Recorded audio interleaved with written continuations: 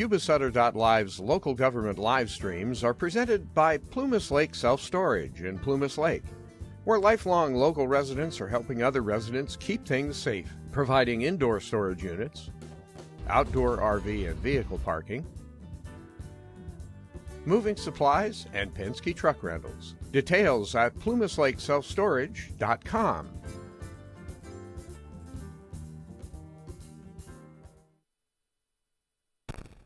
The matter today is a hearing before an appeals body of Jeremy Strang, that's me, William Fluke, and Joseph Cotton.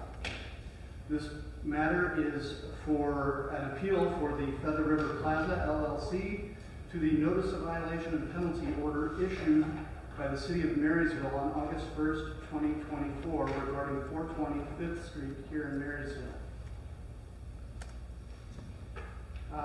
Who are present today representing each side? Mr. Strang, I'm Grant Wardson, Rich Hewich, Wardson, and Galman, city attorneys for the City of Marysville. We will be presenting the prosecution of the case on behalf of the city. Thank you. And for Feather River? Good morning, my name is Caroline Gill. I'm from DJK Council and I'm representing the Appellant. Can you spell your last name, Caroline? Gill, G-I-L-L. Thank you. So we're going to remind the parties today that this is a professional environment and to maintain it as such throughout the proceedings. We will hear arguments and evidence from both sides and want you to know that these proceedings are taken very seriously. As to the order of the proceedings, we will first hear from the city. If it would like to make an opening statement, then we will hear from the appellant should they choose to present one. We will then proceed with the city presenting its witnesses. The appellant will also have an opportunity to cross-examine those witnesses. After the city's witnesses, we will allow the appellant to present witnesses, and the city will also have the opportunity to cross-examine them. The panel may have questions during this time for the witnesses or either side. We will close the proceedings with a closing statement by each party if they so choose. The city going first, followed again by the appellant. Prior to moving forward, are there any matters for this panel to address before we begin? Your Honor. There are none. Okay.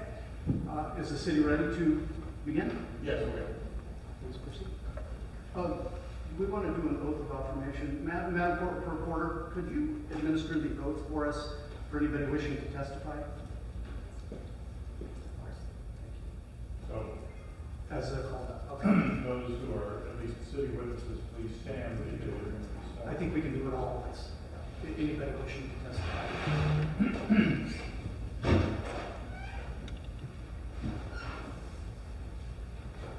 If you would raise your right hand, please. Pardon me. Do you solemnly swear or affirm that the testimony you will give in the matter pending will be the truth, the whole truth, and nothing but the truth? So help you God. I do. Thank you.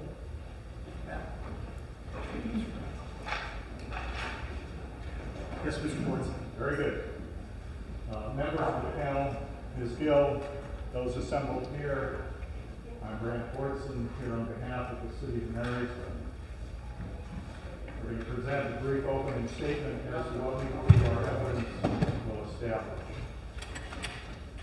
When private property falls into disrepair, it is the owner's obligation to remedy the issue. The City of Marysville has a typical nuisance abatement code, Chapter 9.50, which gives the owner a friendly notice to correct, seek voluntary compliance with the condition in issue. When the owner does not step up, a more pointed and order to abate, as its name suggests, orders action on the part of the owner. The owner's failure to act leads to assessment of city costs and fines, called administrative penalties. Our case involves the former Hotel Marysville, located in the heart of the city, in the southwest corner of E Street and 5th Street. Years of neglect by the Feather River Plaza LLC, the owner, brought the Hotel Marysville to its knees. Beginning over 2 years ago, July 13, 2022, the city served the first of 6 notices to correct, the friendly notice intended to coax the owner into corrective action. When the 6th notice to correct was served on August 4th last year, the description of the building's condition read, quote, vacant, unoccupied, and abandoned building in blighted condition that is a detriment to property values in the neighborhood / local businesses, broken and dilapidated windows that need to be boarded up, matching the rest of the property. Graffiti needs to be covered up, and paint on the building should be one color. Property is in such condition to attract bugs and rodents, standing water inside the building. There was no response from the owner to any of these 6 notices. On November 7th last year, the city served the first of 4 notices ordering abatement. These are the less friendly notices which command the owner to take action. Between the 2nd and 3rd of these orders, a fire broke out on June 15th, 83 days ago, destroying the roof, windows, and much of the interior structure of the building.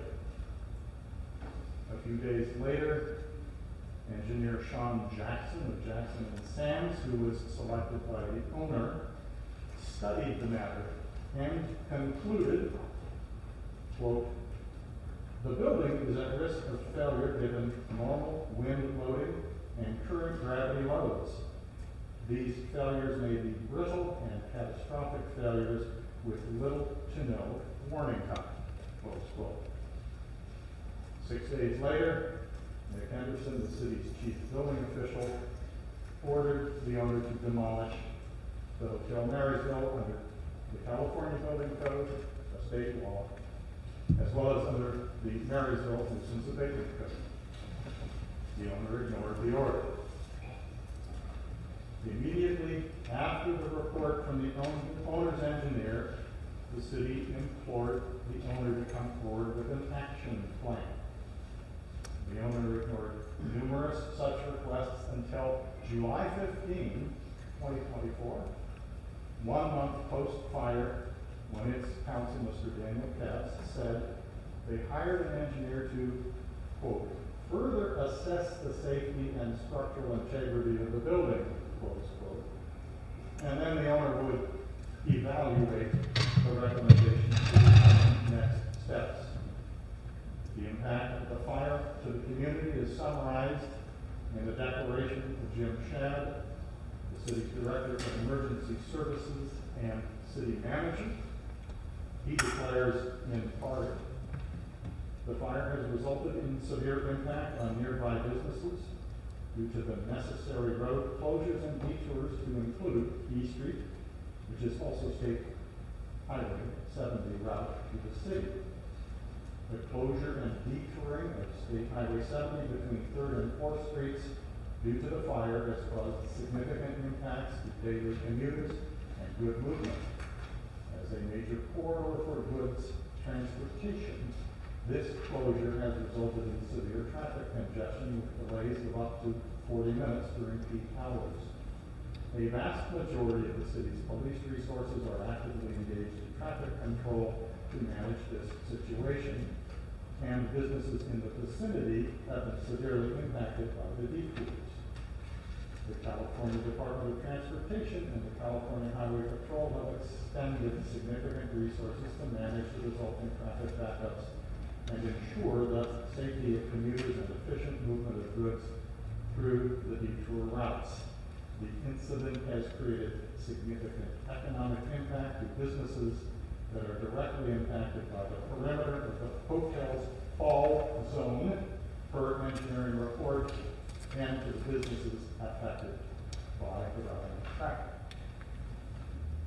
With no action plan from the owner, the city issued its 4th notice an order of abatement on August 1st, ordering the owner to demolish the building. Faced with a demolition order, the owner finally appealed, which brings us to today's hearing. The issue today will not be whether the property is a nuisance. That issue is final because the 3 prior abatement orders were not appealed.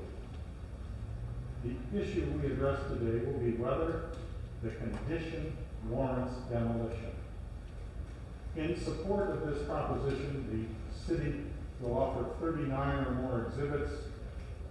You have 39 of them in the binders before you, as well as live testimony from the city's code enforcement officer, public works manager, city engineer, city chief building official, as well as persons here by subpoena who have a connection to the Hotel Marysville. The Hotel Marysville will also offer testimony, as there will be a view when we walk around the corner and up to the fence surrounding the building. You will be able to look up into its nostrils and see through the top of its head because there are no windows and no roof. The live testimony, exhibits, and view should result in findings, which we believe by a preponderance of the evidence will reveal the condition of the hotel and property constitutes a public nuisance, which has been determined, and that the property is in violation of numerous city codes, including any dangerous, unsightly, or violent condition that is detrimental to the health, safety, or welfare of the public, and specifically poses an imminent threat to the public of bodily harm and of damage to adjacent property. We believe findings will show the building is vacant, unoccupied, abandoned, and not reasonably secured against entry, and still constitutes a fire hazard. We believe the findings will include that the building constitutes a visual blight, including broken, defective, damaged, dilapidated, or missing windows, doors, or vents, and everything else that should be in a building for human use and habitation. You probably won't write what I'm going to say next about the building in your decision, but I would say we believe when the evidence is all in, you will see the Hotel Marysville as if it were a person, a man who died standing up, became a skeleton with just a slight push necessary to topple him over. We expect from the evidence presented that an order will issue for the owner to abate the nuisance by demolition, that the city recover its expenses, and there be assessed civil penalty. Should the owner disobey this order, the city should have discretion to take corrective action if this is in the city's best interest. Thank you. Thank you, Mr. Forrest. Ms. Gill, would you like to provide an opening statement? Sure.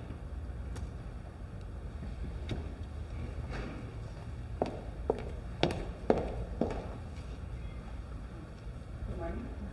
My name is Caroline Bell, and I'm from DGB Council, and I'm representing the Appellant. So our position here today is not to address any of the substance that the city just presented. It comes down to the fact that the underlying notices of which we're appealing are deficient. Due process is not being adhered to in this hearing alone. The first example of which is that I'm the one who's doing the hearing, and I'm not really determined our witnesses are not able to attend.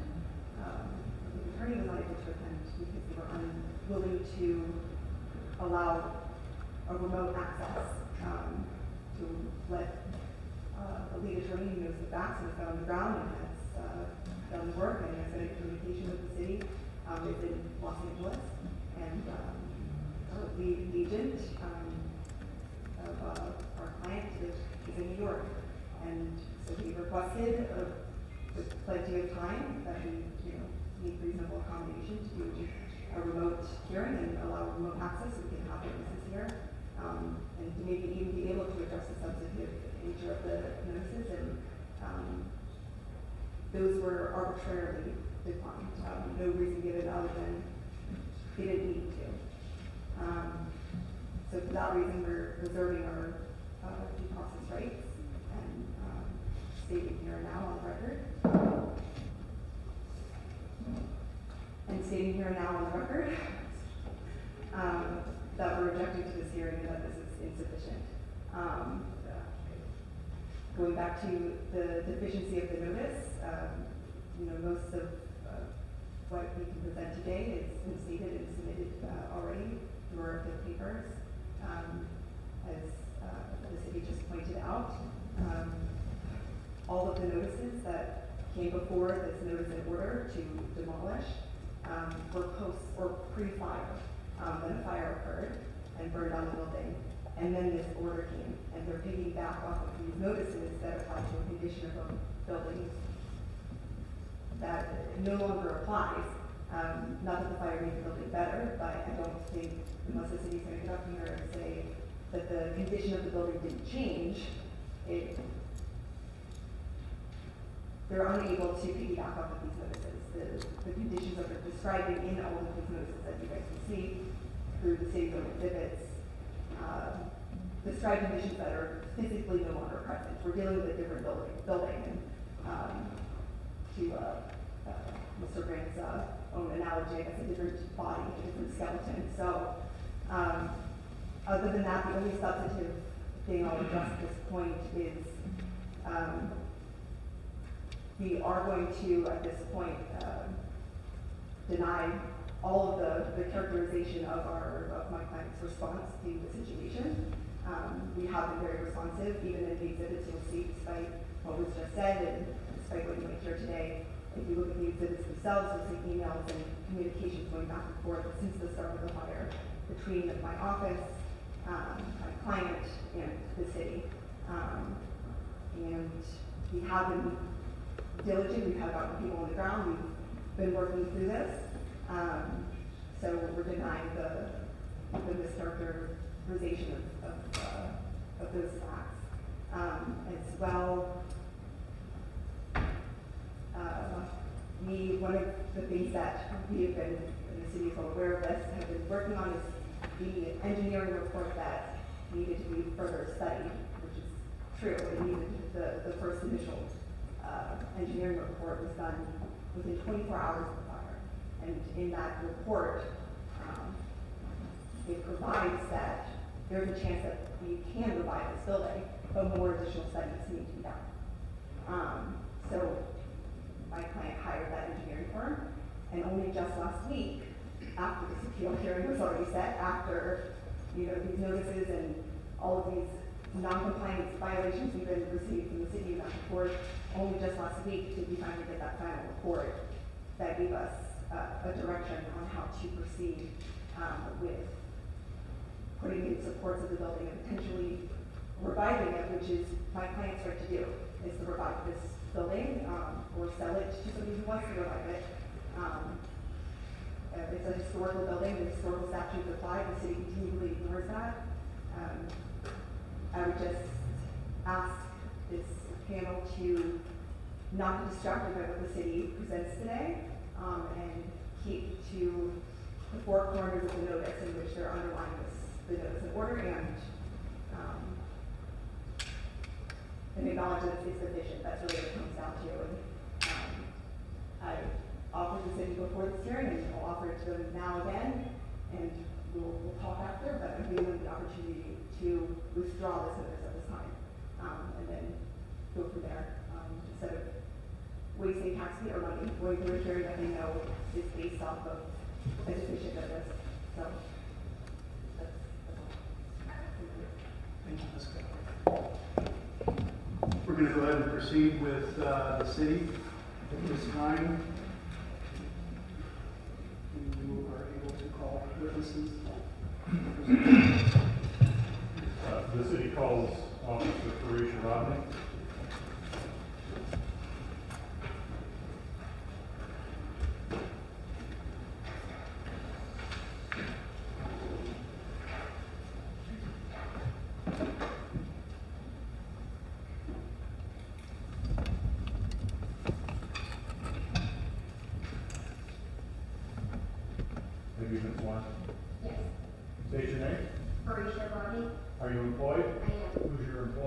Marysville Police Department, What is your job title? code enforcement officer. Do you have familiarity in that capacity with Marysville Municipal Code, Chapter 950, the city's nuisance abatement code? I do. Yes. How so? I use it on a daily when I do my sweeps in the city. Could you explain what a notice to correct means?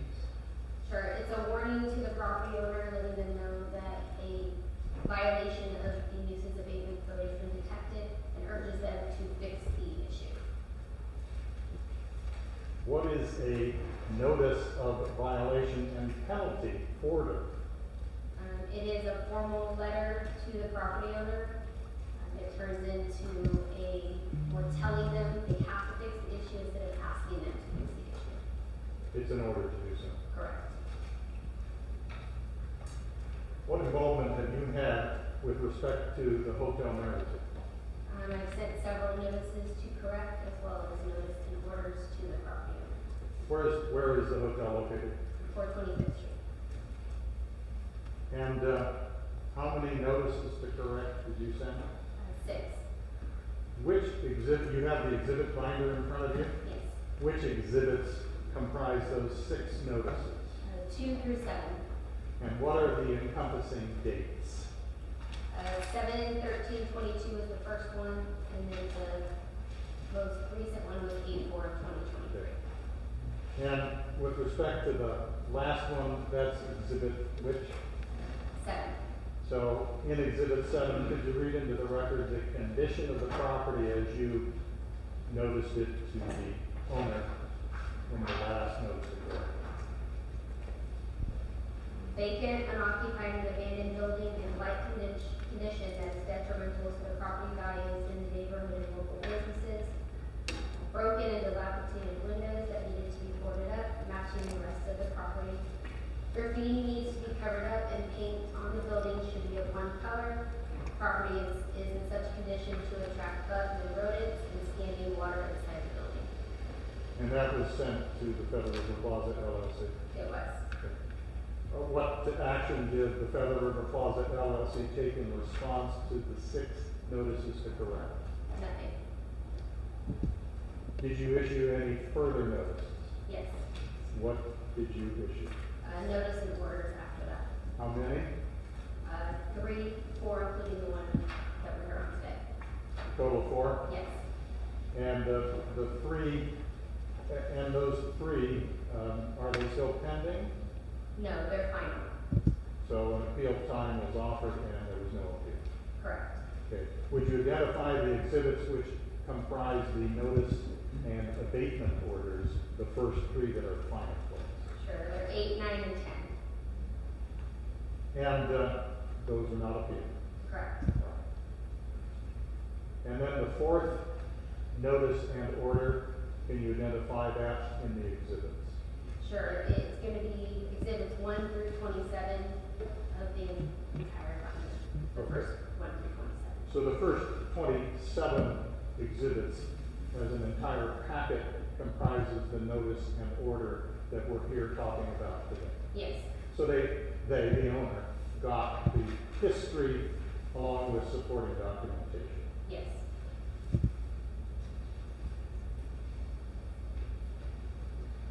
Did the owner take any action with respect to the first 3 orders of abatement? No.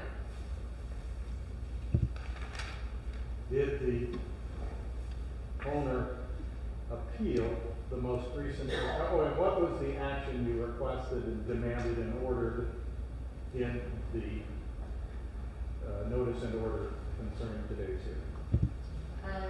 Demolition of the building. This is now the order that says take it down. Yes. Did the appellant owner appeal? Yes. And where is the appeal done? It's going to be under Which exhibit? exhibit 28. And that also encloses the notice of hearing to be here today. Yes. I would ask exhibits 1 through 28 be admitted.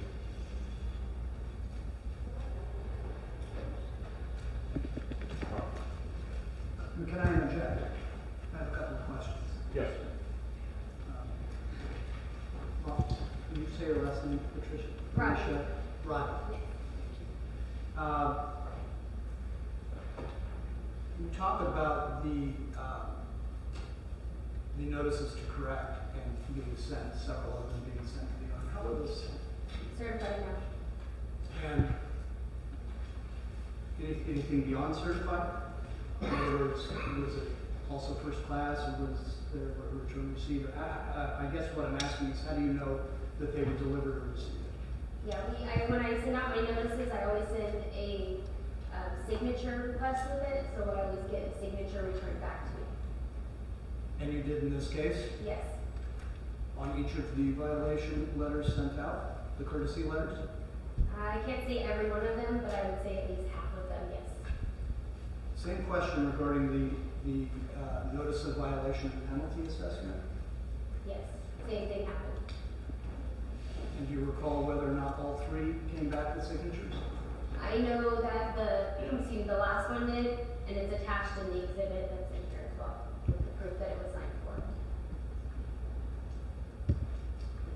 And can you tell me the fourth order that was issued, can you go to your exhibits and tell me the date again that order was issued? And the date in which the city received the appeal, please? Sure. We issued it on 8/1 of 2024, and the appeal was issued on 8/11 2024. Thank you. Any other questions? We You may offer- proceed. Yes. 1 through 28 are in evidence. Yes. Thank you. Officer Rodney, have you personally visited Hotel Marysville? I have. Did you do so before the fire? I did. How many times? At least 3 times. Would you please describe the condition you observed before the fire? Sure. The inside was missing any windows, doors, walls, stairs, floors. There was standing water inside several of the rooms. There was a large tree growing through one of the rooms in the hotel. There was rats and vermin everywhere, as well as lumber, debris, trash scattered throughout the inside. Were any photographs taken to document some of what you testified to? Yes. And they'd be found in what exhibits? They would be in exhibit 7 would have the ones of the inside of the hotel. Okay. Did you inspect the Hotel Marysville after, do we establish the date of the fire, June 15, Yes. 2024? Okay. After the fire, or did you visit the Hotel Marysville? I did. And what did you observe? There was no windows, no walls, no roof, no doors, as well as debris and lumber scattered around the inside and outside of the hotel. And which exhibits? Are there any photographs taken to document that? Yes, it's exhibit 25. And who took those photographs? I did. And then what is exhibit 26? It's drone footage that was taken. I want to just put another point on your testimony. In addition to the roof and windows, as to sanitation, like lavatories, kitchens, sinks, hot cold water, heating, electric, was any of that present? No. Structural aspects you testified to, if you said floor supports and walls, what did you observe? They were missing. How about wiring? None. How about mechanical equipment? None. And I assume without a roof, you would conclude there was no weather protection. Yes. Does the Marysville Municipal Code specify and point out specific conditions that are deemed to be a nuisance and a violation? Yes. And what part of the code is that? It's going to be 950-100. It's going to be exhibit 18. So turning to 18, if you'll just go to that section 950-100, and just in summary fashion, please indicate, based upon your personal inspections, what is deficient and what is a violation here. It's going to be, I'm under that section, it says number 2, any dangerous, unsightly, light conditions, detrimental. I'm sorry. Speaker. Sorry. Any, number 2, any dangerous, unsightly, or light condition that is detrimental to the health and safety and welfare of the public. Number 3, any condition in violation of California building code, electrical code, or mechanical code, plumbing code. And then number 5, any violation of the health and sanitation code. Number 10, any vacant, unoccupied, or abandoned vehicle or structure that is not reasonably secured against uninvited entry or constitutes a fire hazard or in a state of unsightly or dangerous condition. And then it's going to be under 12, D, the stagnant water. And then 12G, broken, defective, damaged, dilapidated, or missing windows or doors or vents.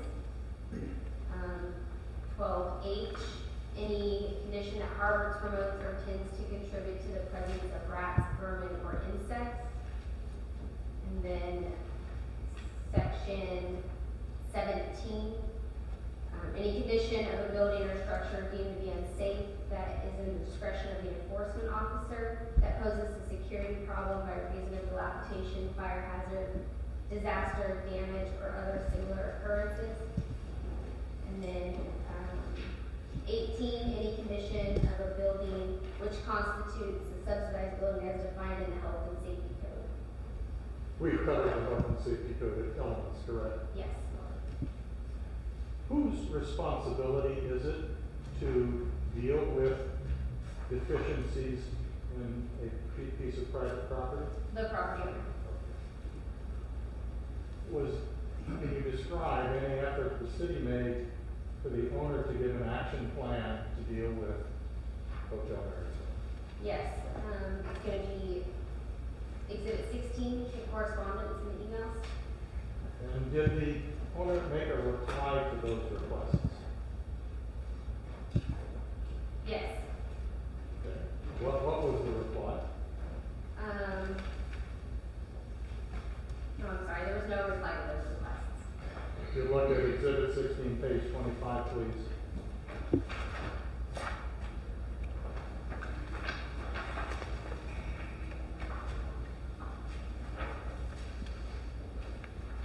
So 1 month after the fire, the response was what? To evaluate and assess, reevaluate and assess the situation.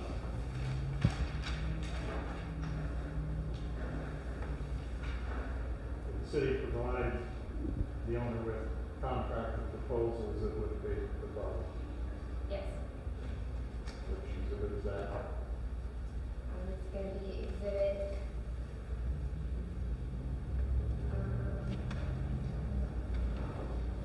23. As of today, what plans has the owner submitted to the city? No. No. Have they communicated an action plan? No. What other concerns, if any, pertain to the building? The asbestos and the lead in the building. Can you explain to me the significance of Exhibit 39? Exhibit 39 is a printout from the National Weather Service. It shows the rain estimated in the area. Okay, the driest months being? June, July, and August. Have you lived in this area? I have. Okay. Is that also your historical memory? Yes. Okay. It starts to rain after those months. Correct. What led you to believe there might be asbestos or lead in the building? We have asbestos reports that show that. Can you identify the exhibits? Sure. It's going to be 19 and 20, and then also 29 and 30. So both before and after the fire, there are reports concerning the contaminants in the building? Yes. So what did you do with reference to your concern about contaminants? Did you send anything to the owner? I did. We sent a notice of non-compliance to them, and that's Exhibit 32. Okay. And what was the owner's response, if any? That it was irrelevant because it had not yet rained to cause the asbestos to go into the waterways. And which exhibit is that response? It's going to be 33. And did something occur, and what's the date of that response? It's 8/23. Did anything occur after August 23rd that might have changed that result? It rained. Okay. And is there any photographic evidence of that? There is, it's 34. Okay. And the public works manager is in the building and will be able to testify as to those photographs and videos. So, are there any penalties associated with ignoring a notice of order? Yes. What penalties has this owner incurred thus far? So it starts at $100 a day for the first notice in order, and then it goes to $200 a day for the same violation within a 12-month period. And they run consecutive to one another, so at this point the violations are at $300 a day until the violation is fixed. So the $100 a day commenced when? It started the first notice in order, which would have been 11/7/23. Okay. And the $300 a day commenced when? 8/1/24. Okay, August 1st this year. Correct.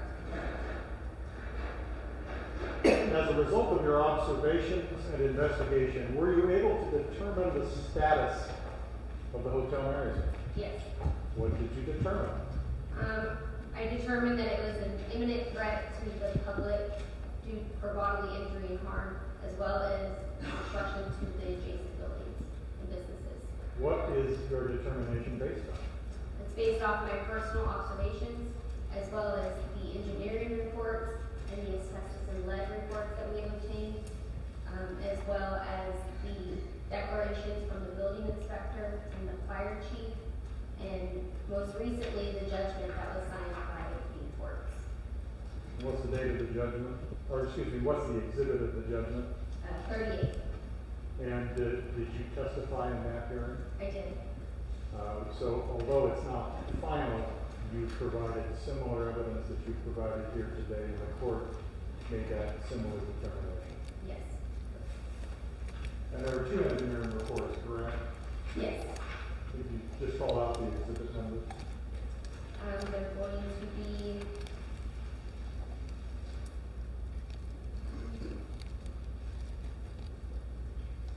Exhibit 17, as well as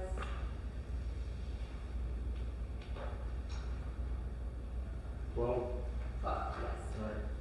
And you've already identified the asbestos lead reports? Yes. Okay, thank you.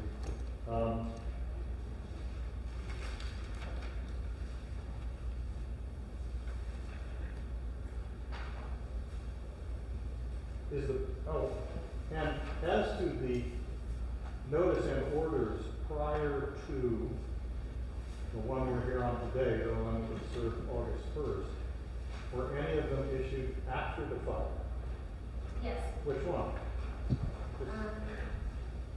The one on the Exhibit 10, 7/12. Okay, so the argument that the conditions changed and all of those were pre-fire is not a valid argument. Correct. Is the present order, I also want to talk about the propriety of being here, is the order to abate the present one, August, beginning of Exhibit 1, was it properly here today? Yes. Why?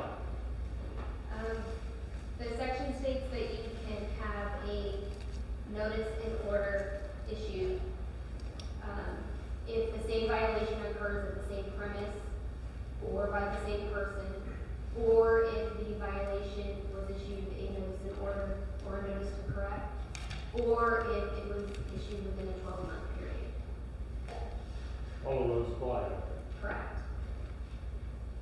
And in terms of the owner being placed on notice as to at least the factual allegations and the sections violated, you provided that in your exhibit 1, did you not?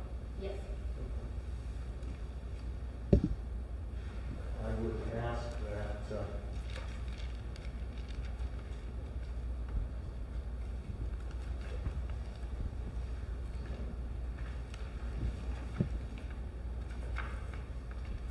exhibits 29 through 39 be admitted with the exception of 31, 34, and 35, which we will introduce through other witnesses. Sept. Thank you. So all the questions I have at this time with this witness. I do have a couple of questions, Ms. Rodney, if you would. You talked about having made 3 inspections during a period of time, and that you observed conditions of the property that then made their way into the notice of violation. Can you tell me at any time during your inspections whether or not electrical power or natural gas or some other type of utility service was present and operable during those inspections? There was not. And during any of those inspections, were there any occupants in this building, or it was vacant and The reason I was there was because there was people inside of it. Thank you. Any questions? Ms. Gill? Please.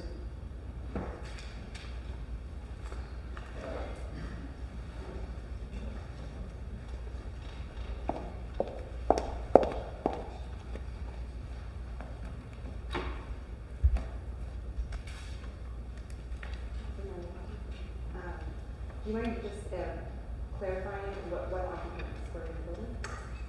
It was a couple people that had broken into it.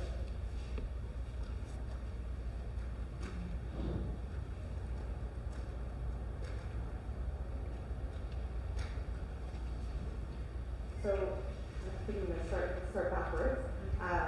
Do you mind looking at exhibit 10? Sure.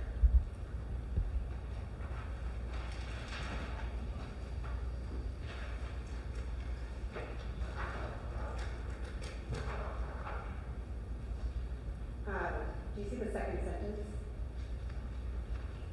Yes. Would you say that this notice is addressing conditions that happened pre-fire or post-fire? This would be conditions that happened pre-fire. I'm not seeing any barring your exhibits, if you don't mind. I'm not seeing anything here, but I would like to be able to point to it. So, if you don't mind letting me know once I talk about it, if it's in here, I can show it. Are you aware of the warrant that was recently issued by the Superior Court? Yes, I think it's in here. It's going to be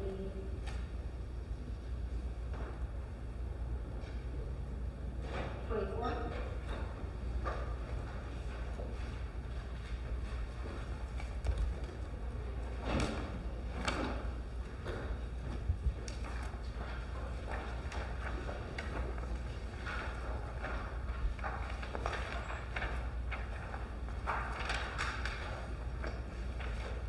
I can help. There's no warrant in the city's materials. There is a return of warrant, so it's dead.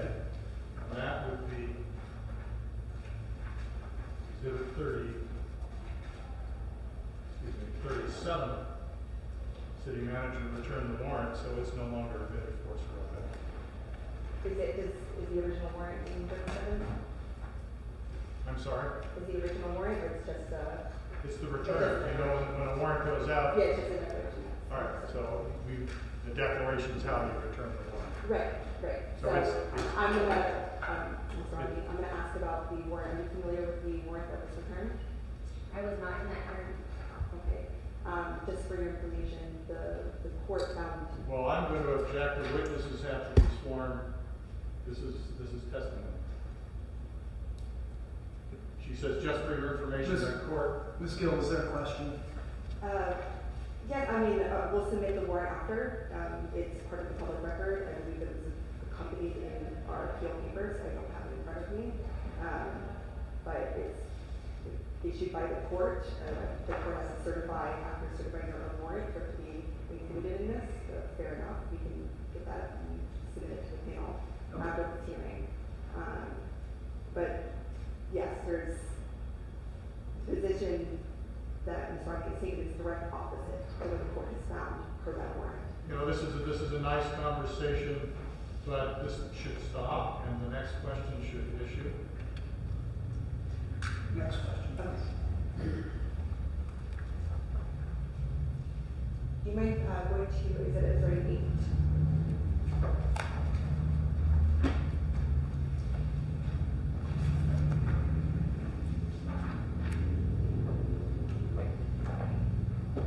You said that you're familiar with this document when you appeared in this.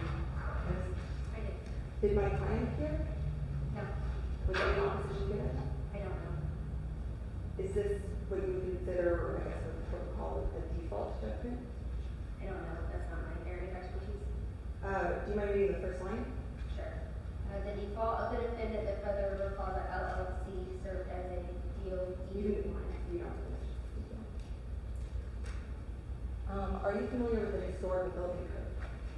Vaguely. Did you mention the historical building code in any of the previous notices to the current? No.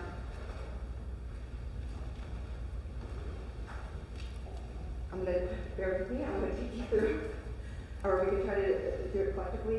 Exhibit 7, Exhibit 9, and Exhibit 10 all have pictures that were attached, I believe, to notices of correction served. Do you mind just refreshing me if you look at those?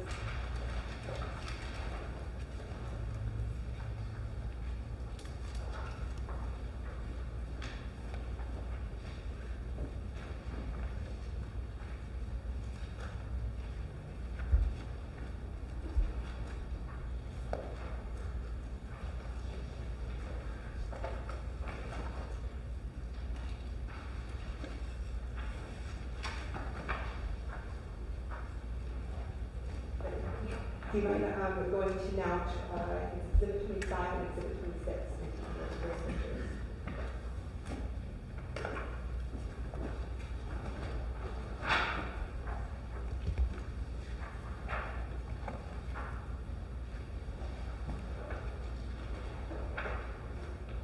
Just based on pure observation, would you say the condition of the building has changed? There is some differences, yes, but there's also similarities in the pictures. Would you say the ability to make a correction to a violation, the process may be look a little different? Possibly.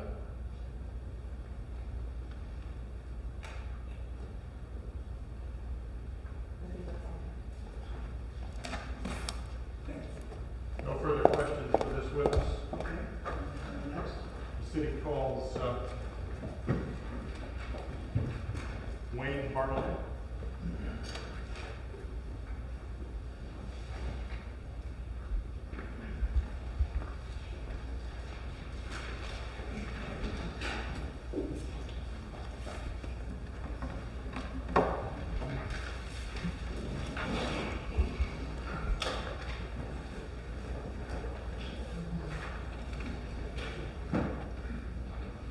State your name. Wayne, Laurel Wayne. Do you sworn? Yes. Okay. I'm sorry, could you repeat his last name again? I have a hard time here. Laurel Wayne. I believe it is B-A-R-T-L-E-M-A-Y. Correct. And what is your occupation? General contractor. Okay. And do you have a present or former connection to Hotel Marysville? Yes. Okay, what is that? Project manager, investigation. And you're here under subpoena today, correct? Yes, correct.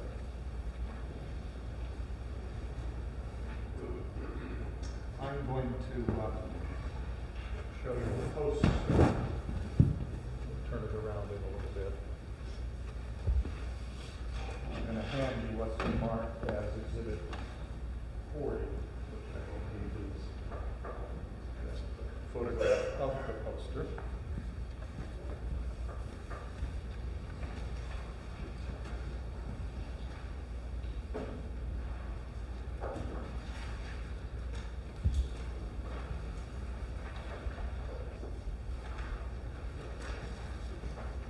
So have you seen this poster before? Yes, I have. Okay.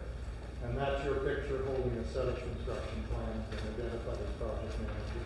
Yes, it is.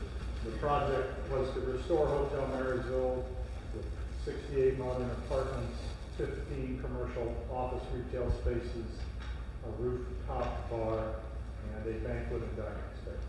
Correct. Okay. Did you interact with Lance Robbins?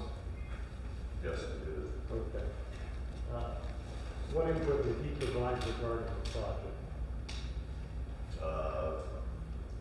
Basically exactly what the sign says. He wanted to try and restore Hotel Marysville. Okay. How often was he on site? Not very often.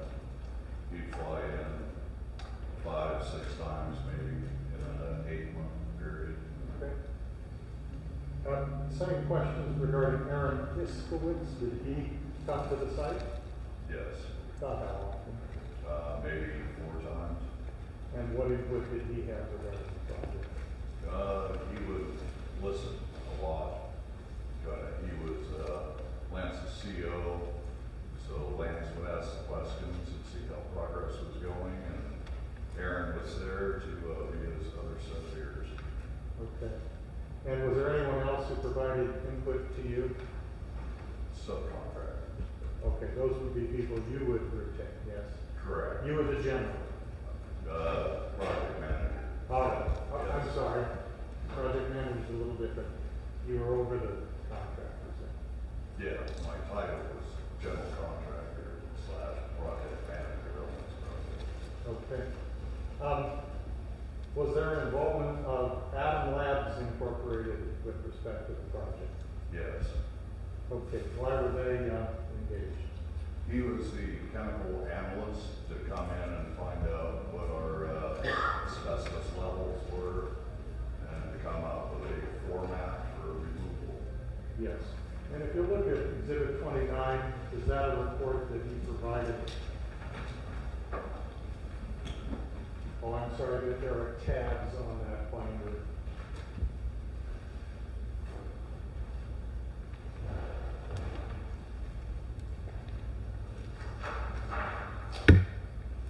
Okay.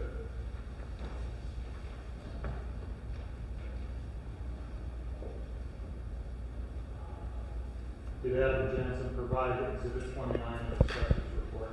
Yes, he did. And then Exhibit 30, the next one, did he also provide a lead report? Yes, he did. And Exhibit 31, a biological report of mold and bird droppings?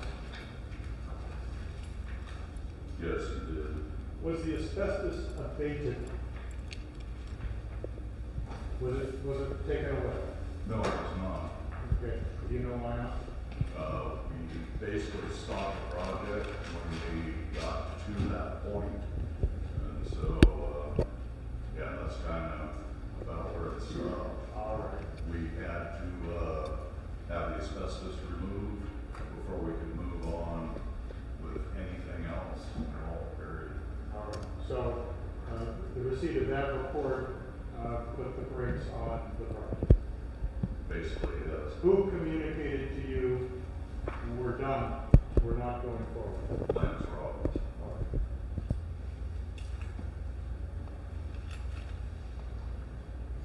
Did you bring with you any communications between you and the owners? No, I did not. Do you have any? Some. Okay. What do they consist of? I would have to go back and look. To be honest, when I sat there watching the hotel burn, I put a lot of my stuff in folders. I'm a hard paper person, easy to move in my briefcase. And I took a whole stack. I was a little frustrated. So, gone. So some of them have gone to the big circular file. Yes, they have. All right. Who hired you? Who's the person who Lance Robbins. And so when did you last perform work on the project? I don't know the exact date, but I would say it's probably about, 2 years ago, maybe? Okay. Can you describe the general condition of Hotel Marysville when you were project manager? Disrepair, There was debris in there, but we couldn't remove it, and, it needed a lot of work.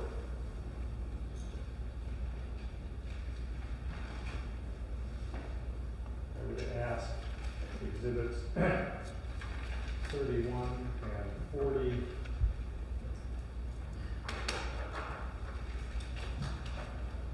Be admitted if they're not admitted already. All the questions I have with this witness at this time. Ms. Gill?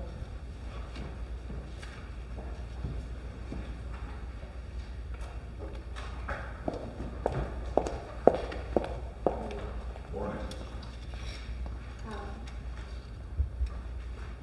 Do you know the current status of Lance Robbins? Pardon? Do you know the current status of Lance Robbins? Deceased. Do you know approximately when he died? Last year. Did you say it was a couple months after you put a stop to the project? Yes.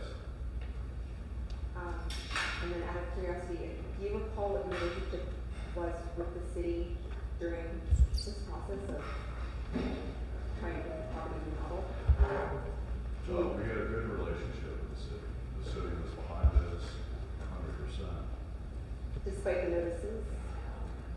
Were you aware of the notices? No, I wasn't so, aware of notices. All right, so you were, okay, that's all. Thank you. Thank you, Ms. Gill. I do have a question. So can you confirm the time frame we're talking about here for me? The time frame in which you had, Mr. Robbins had plans or designs, specifications? When was? That was, what would that be, about 2 years ago? So 2022? Yeah, I believe so, yeah. And plans were created, official plans? We were going through conceptual plans, working back and forth with the city. Okay. Any other questions? Yes, when did you make the city aware, when was the city aware the project was moving forward? When was the city made aware that the project wasn't going to be moving forward? When Lance passed away, everything kind of went up in the air. So it, it was in a kind of a limbo state until you found out what was going on with the family. I mean, it gets very complicated. So about a year ago? Yeah. Thank you.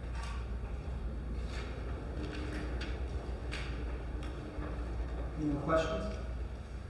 All right, Mr. Fortson, you're next. No further questions. The city calls Adam Jansen.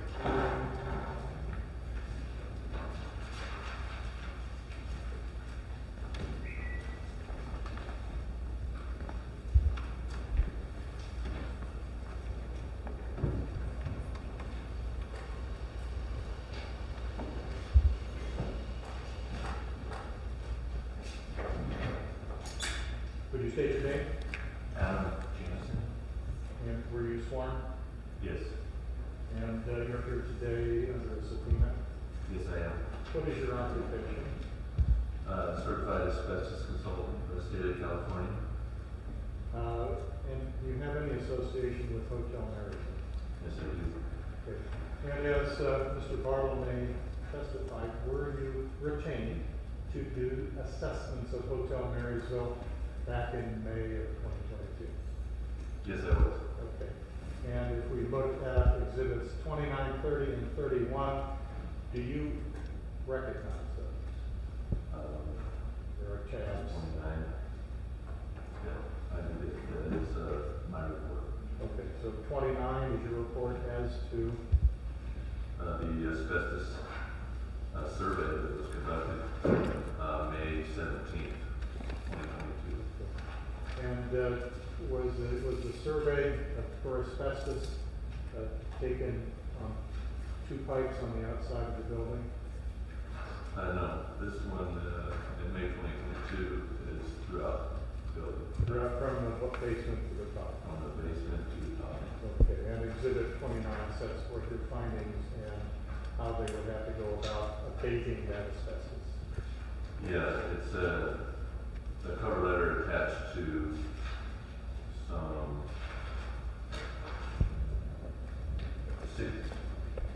80, I don't remember the numbers today, sorry. It's like 89 samples were collected. Yeah. Do you believe yourself to be thorough? Yes, And you know where to look? yes, And then exhibit 30 is your lead report.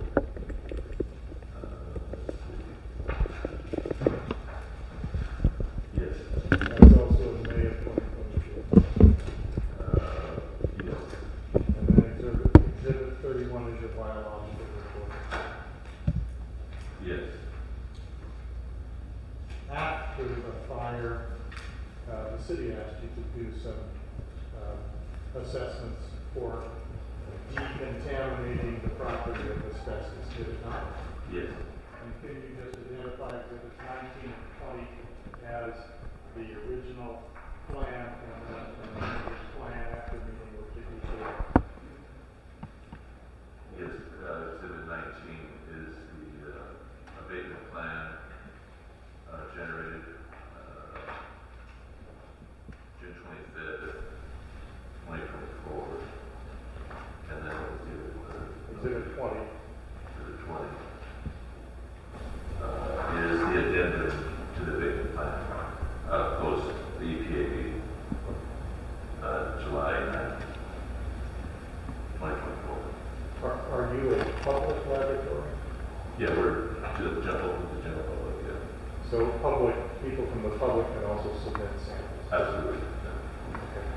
And so, would it be your testimony that the results set forth in the exhibits we've discussed are accurate?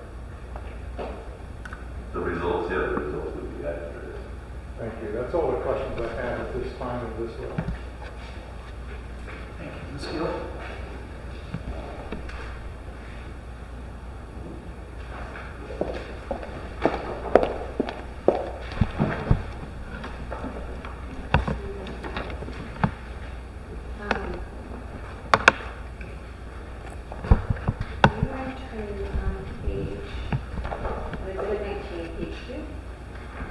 Exhibit 19, page 2. Yes, This page is from the scope of what you were hired to do. The scope of the plan you laid out. that's correct.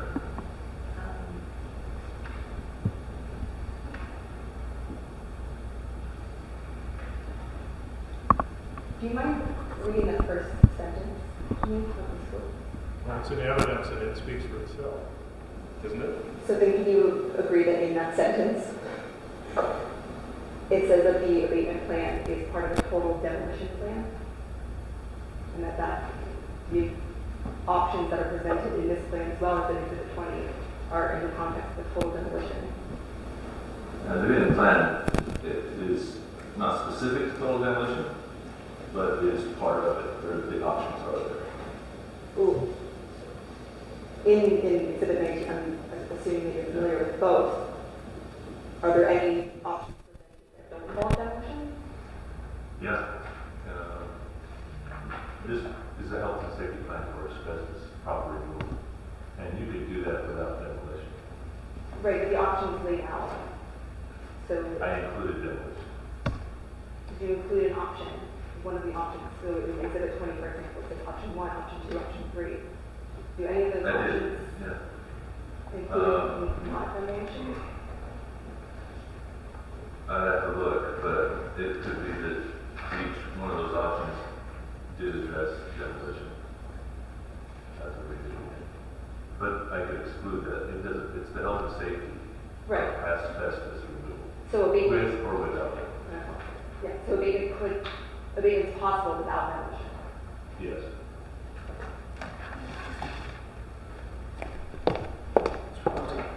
No questions? The city calls, thank you. The city calls Jason Sumalt.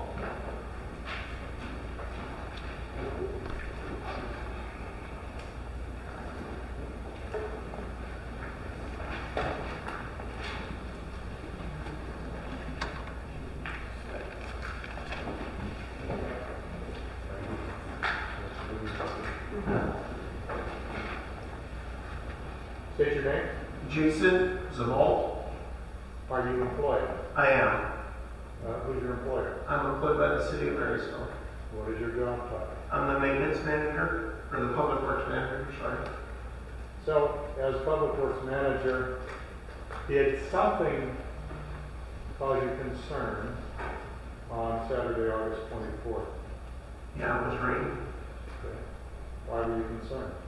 I was worried about the debris in the hotel and the water running through it. Well, did you act on your concern? I did. I reported the hotel, I want to say right around 7 a.m. It was drizzling, and I was worried about the storm drains. Mr. Morris. I'm sorry. Normally you open up with whether or not someone has been sworn or not. Can you Oh, clarify? I'm sorry. Were you sworn? Yes. Thank you. Thank you. It was drizzling at 7, Mm-hmm. and did it just drizzle? No. You describe what happened after 7 a.m. It flattened out the board. It was amazing how rain was coming down. What action did you take in response to your concern about the storm drain? I tried to put some wattles around the storm drains, and by the time I put one out as it was floating down the gutter, I realized there was nothing I could do to stop the water that was coming down. It was I just couldn't control it. I couldn't stop it. Was there any apparent debris that would have come from the burnt-out building next to you? Yes, Did you take any videos? I did. We're going to show those now, and if you would please, as it plays, just describe what we're seeing. Sure. Okay.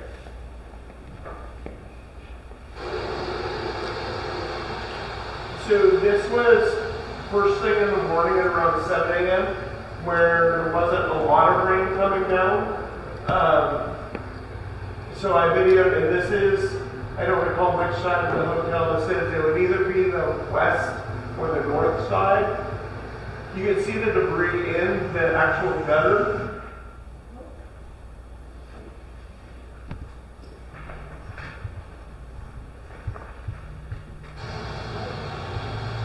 Again, this is before the report.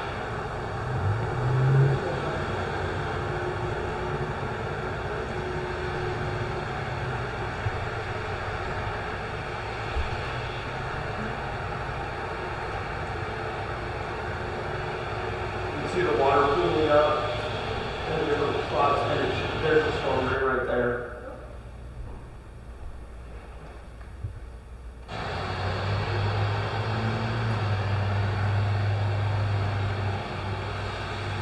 I believe this one was after, and if you look close, kind of goes a little bit fast. You can see where I put the wattles around that drain, but they just all got swept in there. And again, the debris was still in the street and the gutter.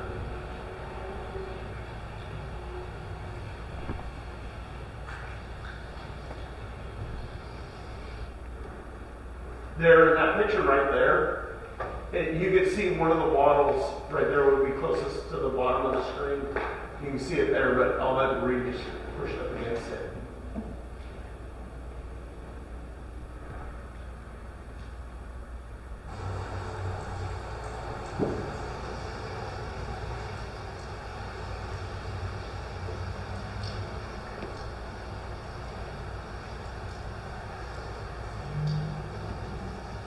This, again, was before the heavy rain, and you can see how the water was actually moving in that picture from that point, which would have been from the east side of the building to the west storm drain.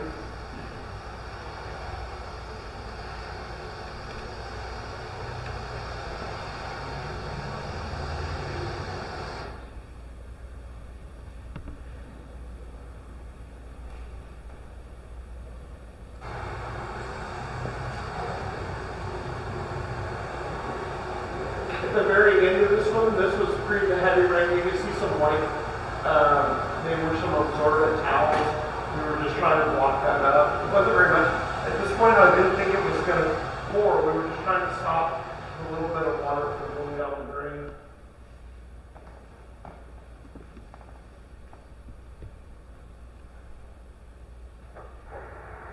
This is when I showed up on site, and you can see it was raining very heavy. There's stuff floating and flowing. That orange bottle there was my second attempt when I realized I couldn't stop it. That storm drain is actually right there. One of them.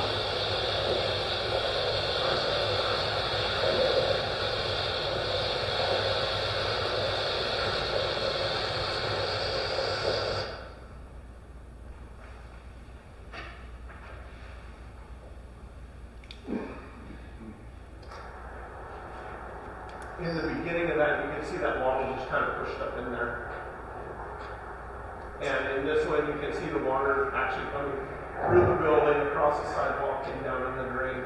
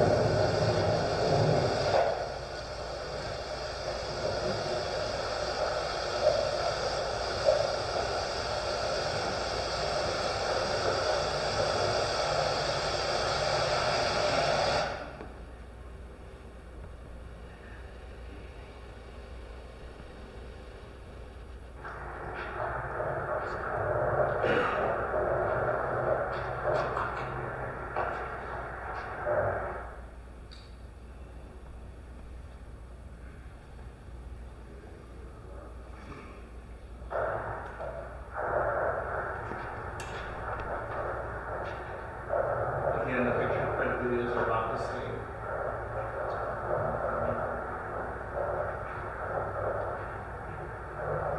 You can see the wattles there clearly around what I did before the heavy rain, and the water's just going right over the top of the debris, right over the top.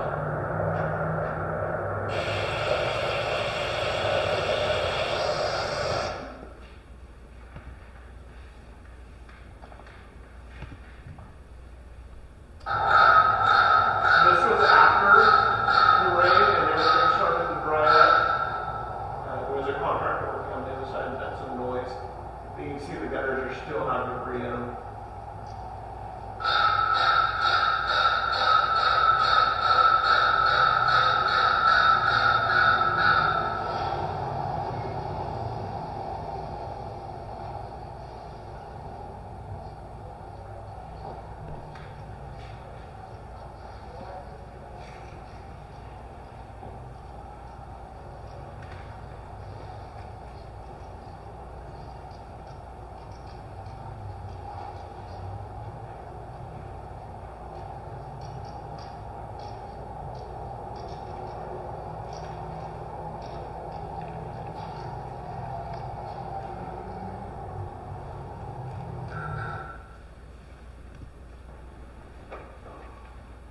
Mr. Zumal, did you also take still photographs similar to the videos? I did. Take a look at Exhibit 34. Yes. It's in your binder.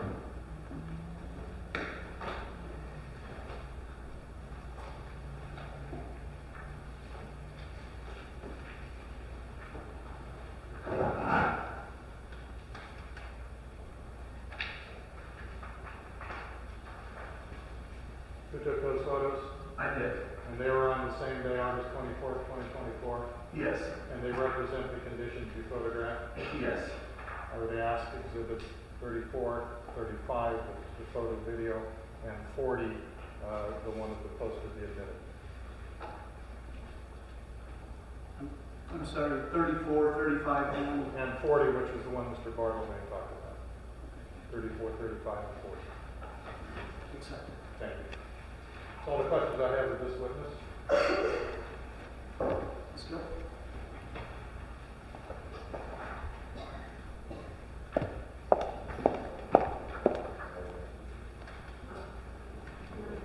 Morning. In your lay percent, stated that stop rain flow from the Plumas building, that could be prevented by means other than demolition. I'm really hard to hear. Did you say coming in the building?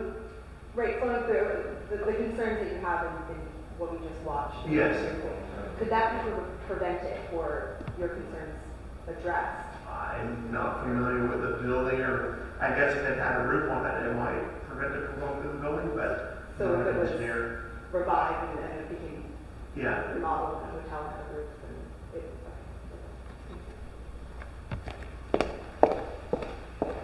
Excuse me, I do have a question for you. So, prior to this rain event, had you ever performed officially or unofficially inspections of this property, or anything caused you to go there? I was directed from the director the night before to do whatever we could if it was to rain, to mitigate the water going in the storm drain.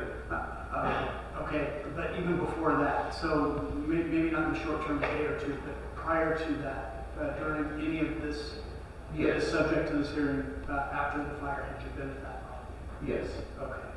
And while you were there, did you ever observe any measures being taken to prevent debris from leaving the property? Anything put in place by anyone other than you or the owner? Yes. What did you see? At one point, there was some folks there that were putting up the screens or the netting that you saw on the fence. So like a chain link fence, I believe it was, and then there was some like shade cloth material or some Yeah. other material on the fence. Yes. And so, do you know what caused that to be placed? I do not. And in your opinion, based on what you do for the city, does that material along with the fence prevent debris from leaving the property? No. Okay, thank you. Any other questions? Yeah, I do have a question. Would you be considered the city's SWIFT or stormwater pollution prevention program? Would you be their SWIFT coordinator? No. Do you know if the city of Marysville has one on contract? I'm not aware of Anything else? Board? No, nothing further. The city calls John Mallon.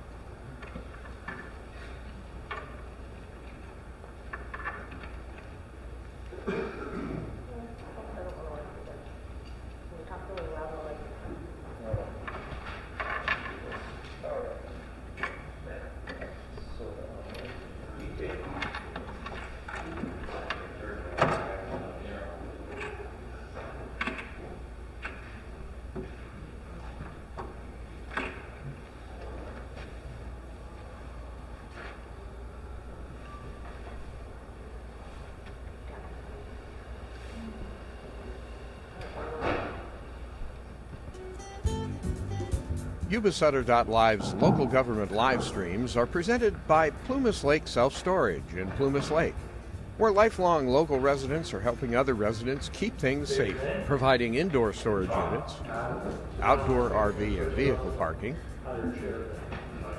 moving supplies, and Penske truck rentals.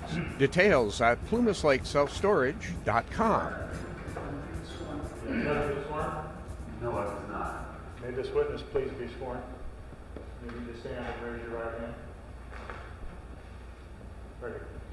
You do solemnly swear or affirm the testimony you give in the matter and you will give the truth, the whole truth, and nothing but the truth, so help you God. I do. Thank you.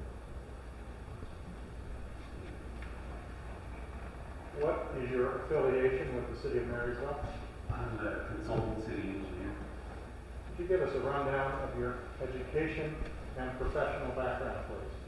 I have a bachelor's degree in civil engineering. I'm a licensed civil engineer and a licensed land surveyor. I was previously employed by the city in 2000 as a staff engineer for the city.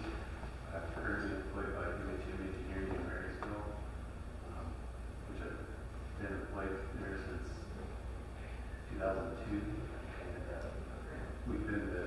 I've been a consultant city engineer since 2017. Would you please look at the exhibit binder in front of you? Have you seen these exhibits before?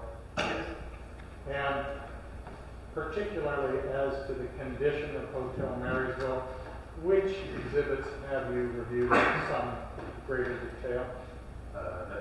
Exhibit 12 and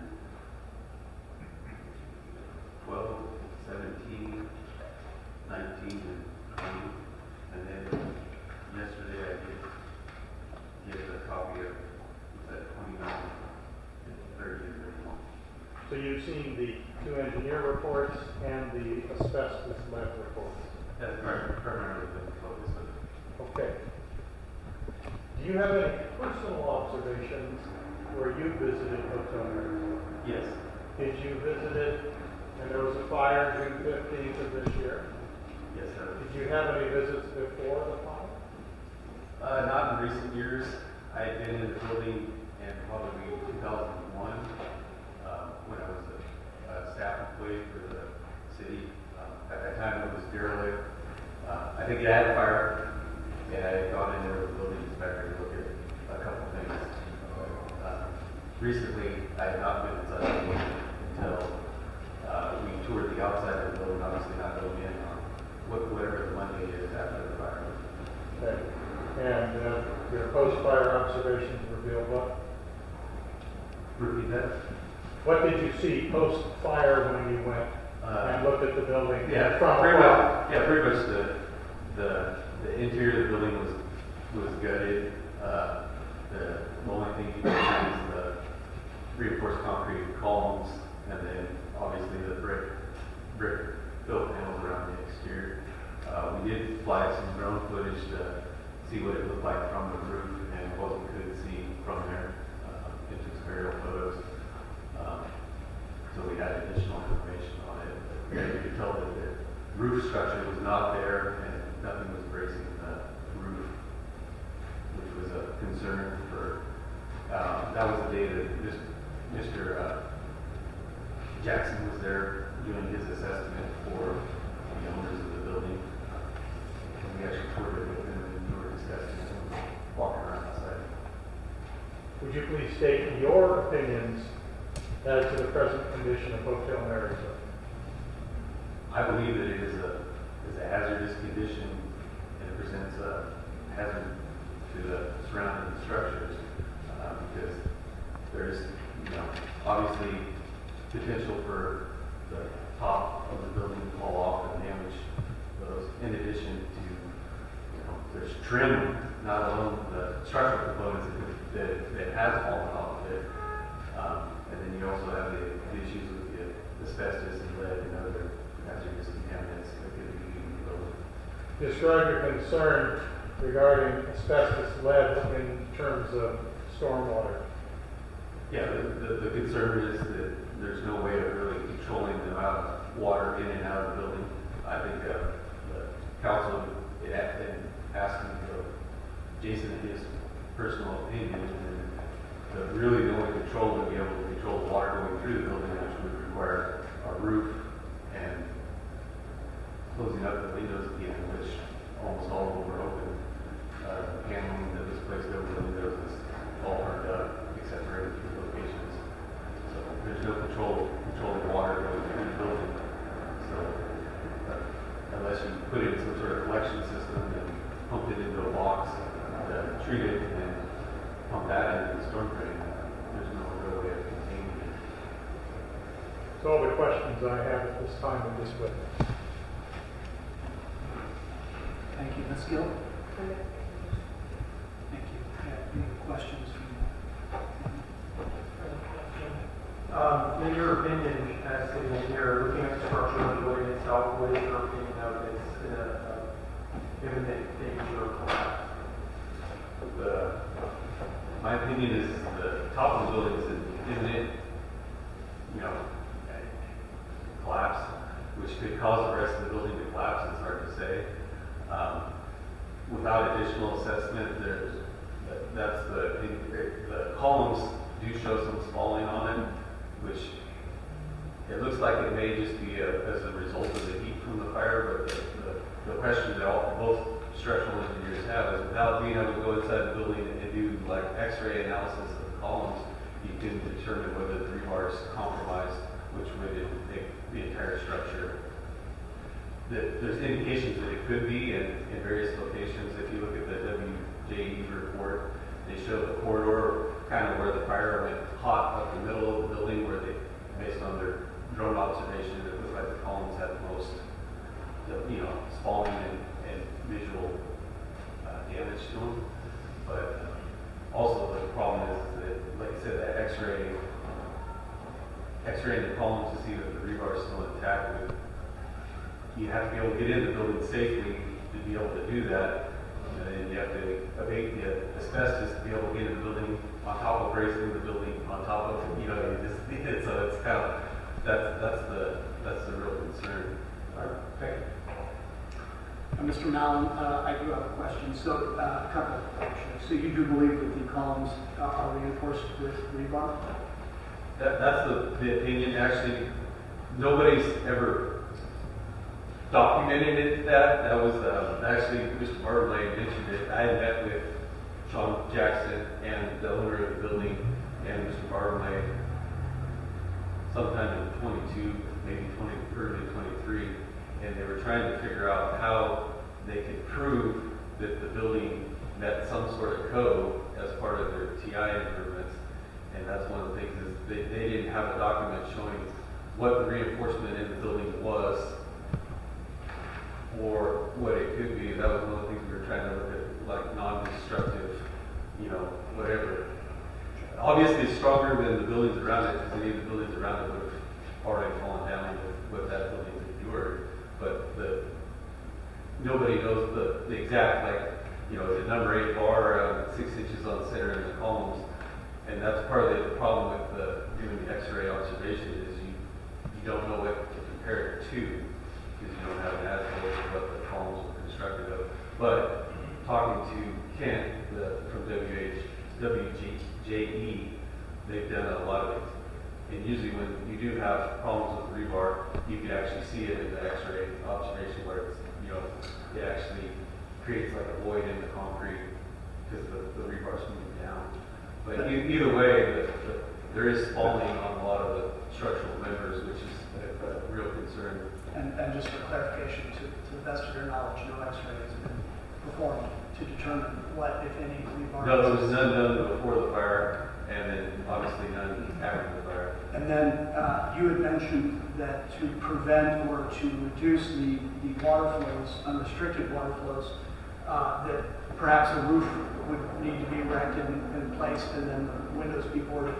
But in your professional opinion, is that practical at this point? No, and that's actually one of the problems we ran into when we did this project out for demolition, is we gave the option of bracing the roof and doing what you can to access the building to abate everything and then demolishing the building, because then you're only paying for the hazardous material off-haul for that minor amount that you can pull out. Whereas if you demolish it all at once, then you have to treat it all as hazardous and do a bunch of additional testing or sorting or haul it off as a expensive hazardous material. And I think 5 or 6 bidders say that it was not feasible to brace the building and gain access to abate it prior to demolition because of OSHA requiring you to have an elevator if you're going that far up, getting materials up to the top to be able to brace it, a variety of things, whether you put scaffolding around it and then put the elevator on the scaffolding. And I think we had 2 or 3 of the bidders did not even bid that option. And then I had several other bidders that didn't bid the job because they didn't think that was a feasible thing and they weren't going to bid it. in my opinion, it's very, very unlikely that it would be feasible to do that. Okay, thank you. Any other questions? Yeah, I just want for the record noted an objection to the hearsay. Hearsay? What did I hearsay? The bidder report.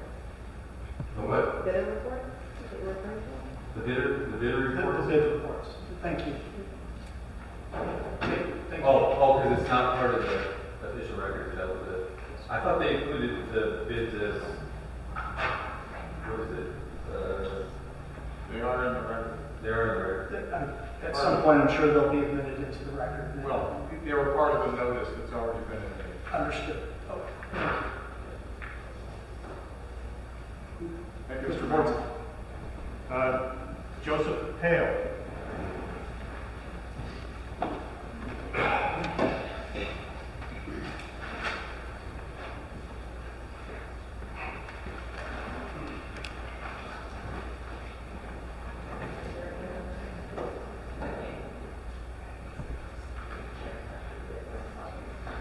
State your name. Joseph Hill? So were you sworn? Yes. Okay. And what is your present employment? Habitat for Humanity, Yuba-Sutter. Okay. And you're the President and CEO. okay. You're the top of the pyramid in terms of the structure organization. Okay. Has Habitat for Humanity Yuba-Sutter had any connection regarding the Hotel Marysville? Yes. And describe that. Yeah, so back in April, we were interested in looking at an option of, seeing if we could utilize that building to provide low-income housing. Our consulting we worked with had coordinated with David Herrera, which is with Colliers International. Colliers International. And we had kind of worked back and forth on a deal. In April, it started out as they were interested in that person donating the building. They did have some concerns about fees, and we're seeing if some of those costs could be covered, or if we could coordinate with the city as part of a low-income housing project to see if those fees could be waived. And then kind of through a few months and some additional meetings with the city of Marysville and with the team that Collier represented, we came to being interested in some of the additional properties. And so it kind of went back and forth. We did get to a point where a deal was signed, but we were at the time interested in moving forward with the property. And what was the price for acquisition? So the acquisition that was going to include 3 properties, I think it was 4 APNs or 4 sites, was going to be $1.1 million, which included the Marysville Hotel. How much was allocated to the Marysville Hotel? There wasn't a specific amount. It was grouped, but initially it was going to be donated, and then I think they wanted to put something. I think it was about $80,000 because they were concerned about fees and things that needed to be mitigated as part of the property. So would it be a fair statement that the consideration attributable to the Marysville Hotel was going to be somewhere between a donation and $80,000? Yeah, I believe that was kind of the Okay. Thank you. That's all the questions I have at this time. Mr. Hale, you went a little sideways for me, so I just need some clarification. So you said a person approached you to negotiate a deal. Who was that person? So David Herrera was the representative. I believe the agency that was handling the real estate for the hotel group with Marysville Hotel. So David Herrera represented the LLC? Yeah, I think he was a real estate agent for Colliers International.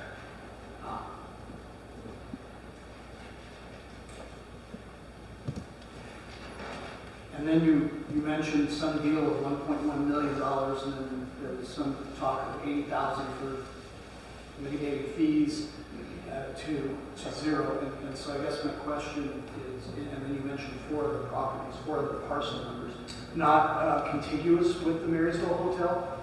No, one building was the 420 building across the street. So there's going to be that building, there was going to be another warehouse and then a parking lot that was going to be included in addition. Okay, so again, is it contiguous with the Marysville Hotel, all the parcels touch, or are they? No, they're across detached? detached.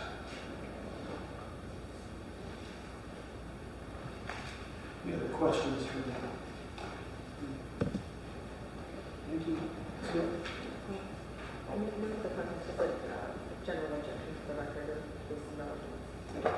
I'm sorry, I can't hear you. Just a general objection to the record based on relevance. Thank you. Thank you. City Hall, Nick Anderson.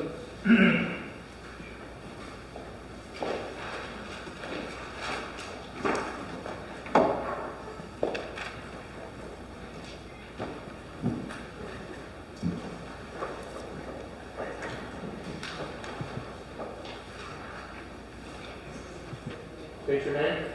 Nick Henderson? Were you sworn? Yes, I was. What is your relationship to the city of Marysville? I am a consultant building official for the city, approximately a little over 3 years. Would you recite, please, for us your background and experience in that regard? Well, I have over 45 years in the construction industry, retired the United States Air Force in the Civil Engineering Squadron. From there, I've been the code enforcement issue of that 45 years, over 24 years in the code industry. I've gone from building inspector all the way through building official, of which I serve that title now, in this city and others. Can you tell me what the CBO Disaster Preparedness Committee is? So I am a part of the California Building Officials Association Disaster Preparedness Committee, which I've been on for over 10 years. Basically, we put together procedures and policies to help our cities and administrative through the counties and through cities to identify and how to recover from disasters, i.e. from seismic, fires, water, and then also walk through the disaster incident and damage assessment reporting. So we help with the Cal OES to get building officials, building inspectors throughout the state of California certified to be able to do damage assessment on buildings during any type of emergency. Would it be fair to say that in that process, an assessment has to be made as to whether a building is demolished or repaired? That is correct. Are you familiar generally with city abatement codes for nuisance? Yes, I am. Right. And is the Marysville Municipal Code, Chapter 950, typical in its notice to correct and its notice of abatement order process? Yes, it is. It's pretty general throughout all jurisdictions in the state of California. Okay. And can you tell us about state building codes and its administrative provisions? So the California building codes are model codes based off the international building codes. That covers your building, your residential, all the different codes. State of California uses that model to adopt the California building code, which has been certified by the state, which becomes state law. Typically every 3 years, there's adjustments and changes within that code. So you have to be, one, certified to be an inspector, two, certified to be a building official, which is required by law of the state of California. Have you personally inspected Hotel Marysville? Yes, I have. Before the fire? Yes, I did. What did you, when were you there? I was there during a walkthrough when they were discussing the project that we have here in front of us. During that time frame, I noticed a lot of issues as far as stairwells going up to the buildings, going up to different floors were extremely hazardous to walk on. There was no electric, no plumbing, no mechanical. It appeared it had been through a previous fire. There was an area where there was a tree growing, an actual full-size tree, because the roof was completely open for many years.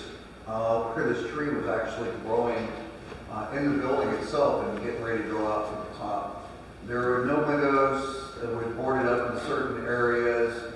And so the capacity of being here was to find out how we can help them move forward with this program of converting this to make this a viable place for the city through time. So I worked a lot with the developer to look at pre-plans on accessibility issues, and we asked about asbestos, which I'm hoping that's why the report was put in play. And so therefore, that was the previous, but it was extremely bad condition at that time as well. And you reference asbestos. Is, in your opinion, the city's concerned about rainfall and asbestos out? Absolutely. I mean, without any roof on that building, we have friable asbestos, which has been identified in each one of these reports. Between the not knowing if it's been seismic retrofitting going on within the building, of which one of the items I have asked for during the time of them making their seismic plans to bring us some seismic retrofitting on the masonry that I wasn't sure whether or not it had been taken care of, with the asbestos within the building, and now having no roof, no lateral, no support, no truss tie-ins. That building needs to be condemned and torn down. Would you turn to Exhibit 13 and the exhibits in front of you? Let me know when you're there.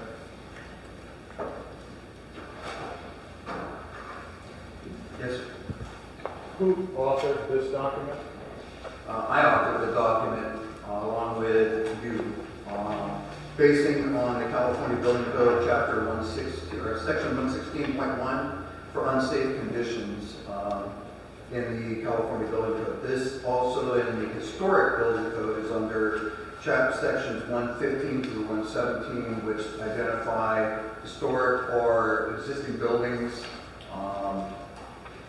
Basically, the language is exactly the same. It goes through the section which gives the building official the authority to condemn or call the building to be in unsafe conditions and ask for either repair or demolition. And so, taking into account historic building status, you ordered demolition? That is correct. And why did you? Because this building is completely unsafe. Based on the first report we had, was that it can collapse at any time, which is right after that report is when this letter went out for an unsafe condition for abatement. In the 83 days between the fire and today, what plans or application to restore Hotel Marysville has the owner submitted? We've had none. There has been no calls, no asking how do we get to the next step, what do we need to do to apply for permitting for removal of asbestos, no permitting for shoring up the building. There has been zero calls from the owners on anything to move forward with this project. Would a knowledgeable developer and owner know how to move the project forward? Absolutely. And in terms of plans submitted to the city, can a layman submit those? No, there would have to be either being a commercial building would have to be an architect and engineer for all aspects of that building. That's all the questions I have of this witness at this time. Skip.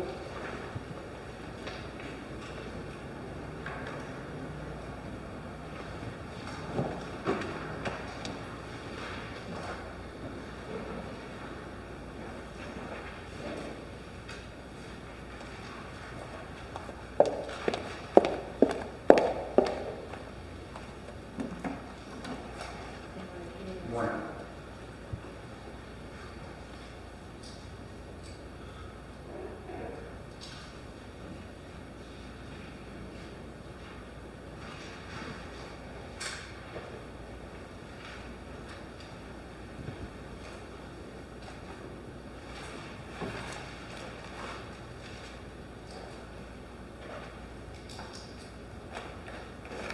Do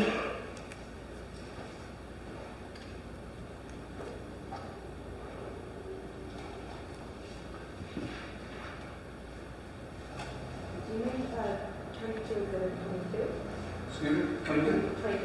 Can you speak up a little louder? Yeah, it's just a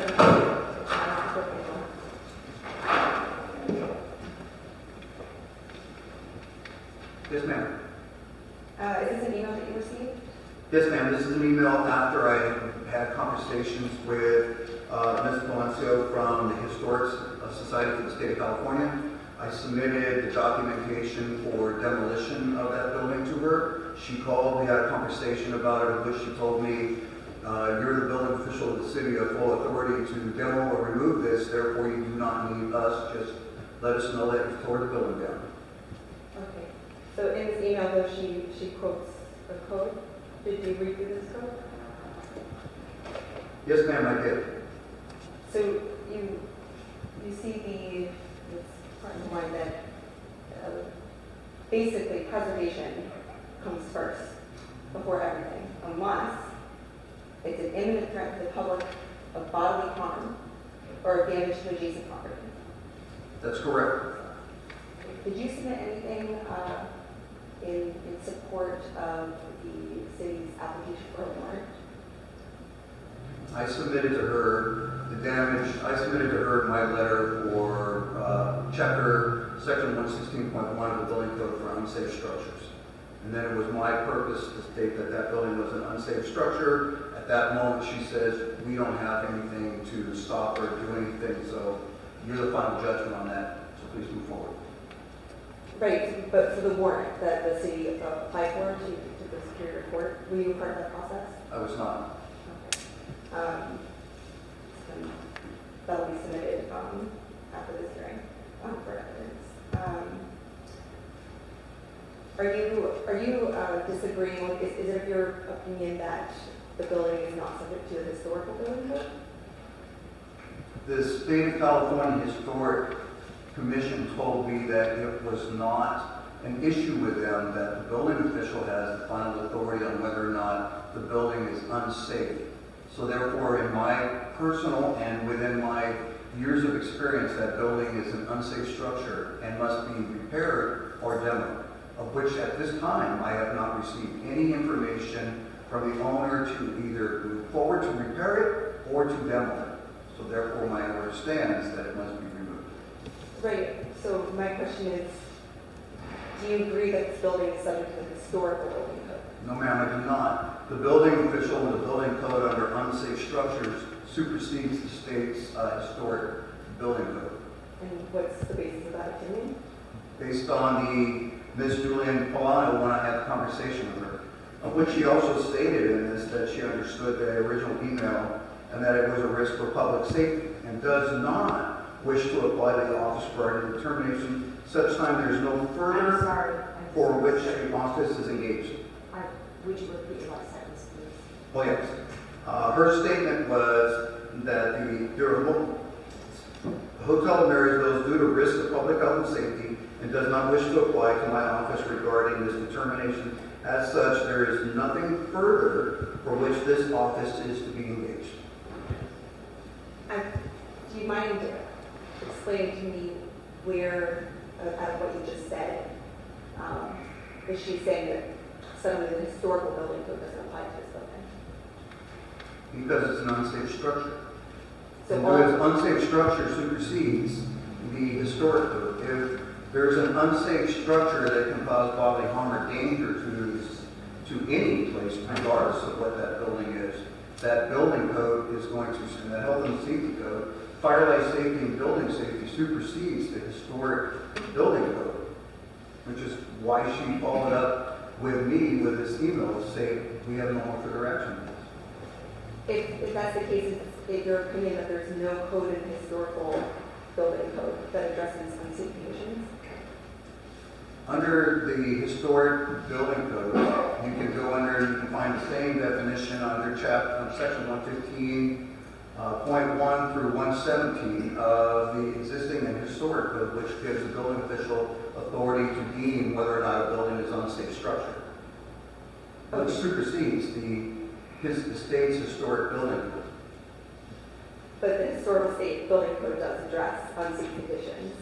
Yes, ma'am, it does, and which is why she stated for me to be able to do what we needed to do in the city because of the risk factor that this caused to the population of the city. So it's of your opinion that because of this email and what she said in this email, this building is no longer a historical building. It's now under the normal building code. That is correct. Are you aware of the Jackson's initial engineering report? Yes, I am. Do you recall a portion of it where it said that additional assessment was needed?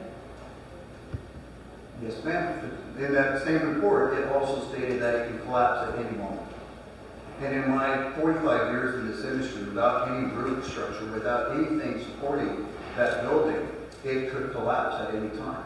Even in the second, when we did have a second engineer's report, which stated that there was a possibility of bracing those walls, which would only serve as a Band-Aid to prevent, so that somebody can actually physically get in and remove the asbestos that's in there.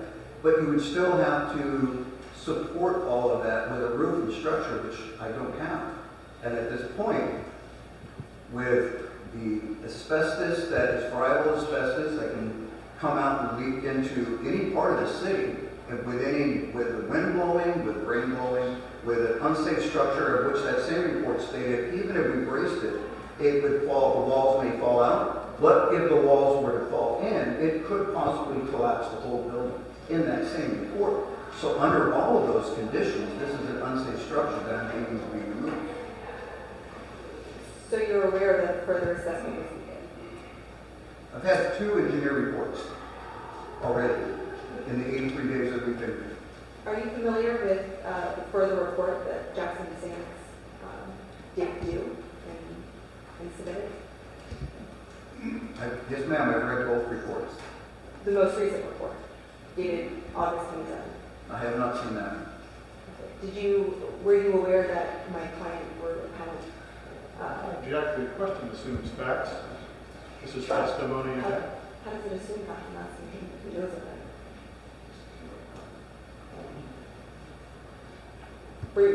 Were you aware that my that I have not seen any new reports for an engineer report. Were you aware that the Appellant ordered a further assessment? I'm going to interpose, this is a did you know type of question. It's totally inappropriate. Did you know? There's no foundation for asking the question. Yes, please move on. Thank you, Ms. So, succinctly, can you tell this panel what the historical building code covers, what it regulates, the purpose of that particular code? The historic building code basically is regulating how the building maintains its historic look, the building, the exterior of the building, the windows, the roof line, everything. Basically, it's there to say we're trying to preserve how this building looks and its history that it has going into as in any other city, to maintain the history of the building that it is. Does then that code assume that there are issues with the building? No. It assumes that the building is being maintained, it's safe, and that anything going forward with it is being maintained as a historic type of society building. And when you say going forward, what do you mean by going, does that mean change? And I'm going to lead you, but I'm just trying to understand.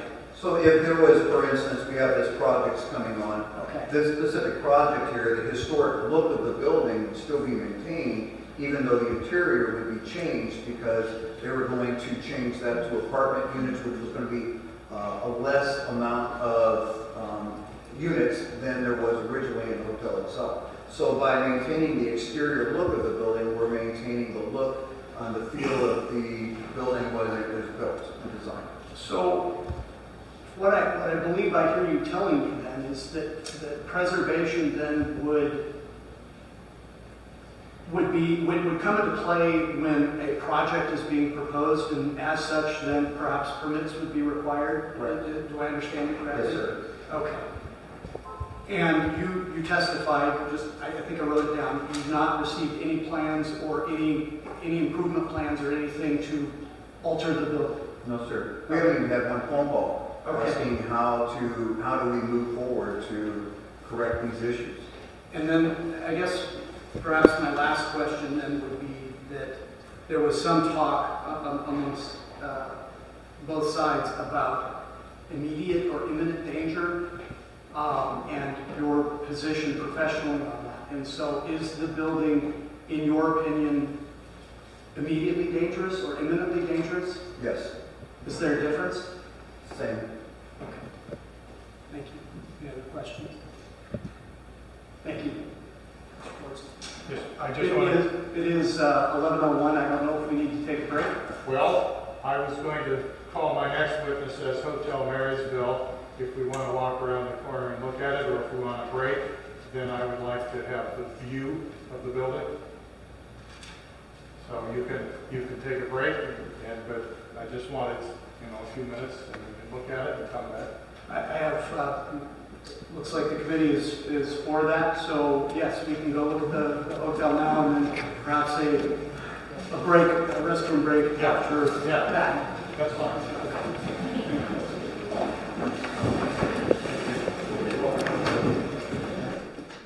Ted Langdell here at Marysville City Hall. And as you can see, there is a good crowd here. And I believe what we're going to do for technical reasons here is to stop our live stream, and then we will come back. There's the wide shot of what's happening here.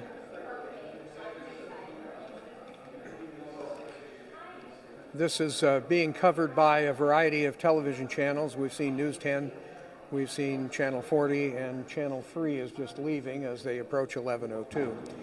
We are going to come back. We'll follow them, not live, but we'll follow them with recording equipment over to the Marysville Hotel, watch what goes on. After they take the break, we'll come back here live. So you can come back and watch what happens here on Yuba-Sutter.live. And we will be back in just a little bit. I want to make note that this is a special presentation here on Yuba-Sutter.live, coming to you live from City Hall in Marysville. And it is being presented by Plumas Lake Self-Storage, which presents all of our live streams that you normally see on Tuesday here on Yuba-Sutter.live, on our YouTube channel, and also on our Facebook channel. We have quite a few people watching here right now. We've had as many as 20 on Facebook. We would like you to know that if you appreciate what we're doing here, we could use your help. There's a link in the text that's below the video that you're watching, and you can make a financial contribution to help us do things like this, more of them. And that's what we'd like to be able to do for you, but we need your financial support in order to do that. We have folks like Brent Hasty and Allison Hasty from Plumas Lake Self-Storage who believe that the kinds of things that we're seeing here that involve public government and what happens with your tax money or what happens with your community are important for you to be able to see and be able to see easily. That's why we do this on Tuesdays and why we're doing this today. Then there's people like Neil Goforth, who has popped up and supported some of our other things. And we get support intermittently from a variety of other community-minded citizens here. You can become one of those. If I sound like I'm the local public television station, well, we kind of run this like a public television station. So we hope that you appreciate what we're doing and that you will be able to give us a bit of financial support to help do this and other kinds of public service live streams that we have become known for doing here in Yuba-Sutter. Bruce Buttacavoli is here. Bruce, why don't you have a seat right here? Let me pan the camera. Obviously, you're a city council member. You have an oar in the ship here. But what is your reaction to what you've been watching today? Well, I think it's been pretty clear that the direction we've taken from the start has been the correct one. It's obviously, whenever you're going through this type of a process, It's just time consuming. We obviously have wanted to get this thing down a long time ago, but the process just does not go that quickly. But hopefully this is one of the last steps of the process, and I think it's going very well in our favor. So there's a process to get to the point where the hotel mechanically comes down, but you're having to work through the legal process to get there. Correct. Exactly right. Exactly right. And even after this particular hearing, there will still be another 60-day that they can still come back for another 60 days and try to argue the point that's made here today. So that pushes the potential beginning of demolition into the rainy season. Exactly. And that's one of the biggest concerns. So hopefully this is going to move quickly.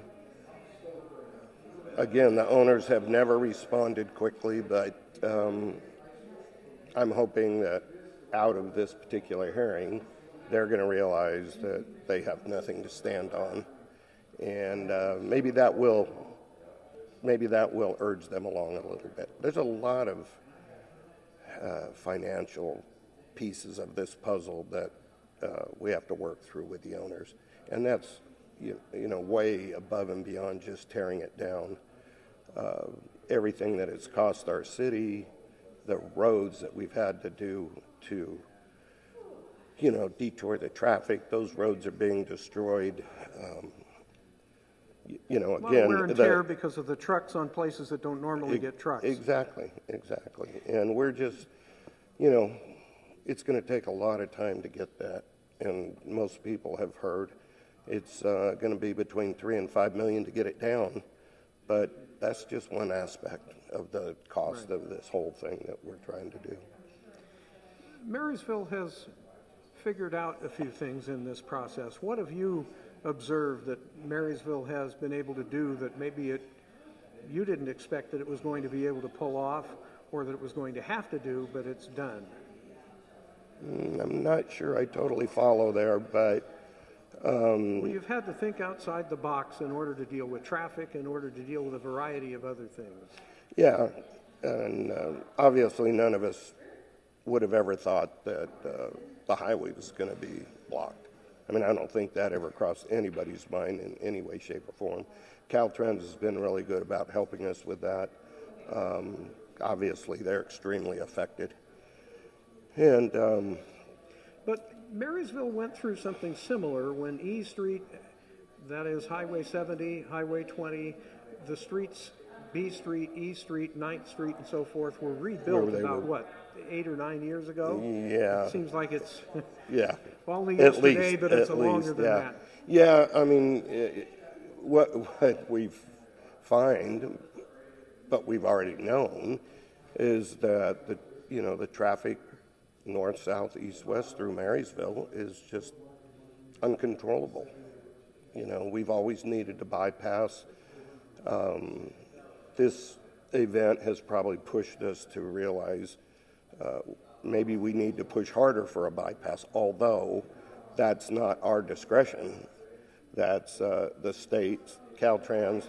The county probably has a piece of that because it would go through there, through the county. But if you notice, all the trucks that had to be rerouted probably helped Marysville to some extent, that we were able to see what that did by redirecting the trucks. Unfortunately, right now, they've been redirected over at 99, so they're getting a heavier dose of it. But, I think one of the things we've learned is that we have good people on board, and some decisions have been made as quickly and as intensely as we possibly could.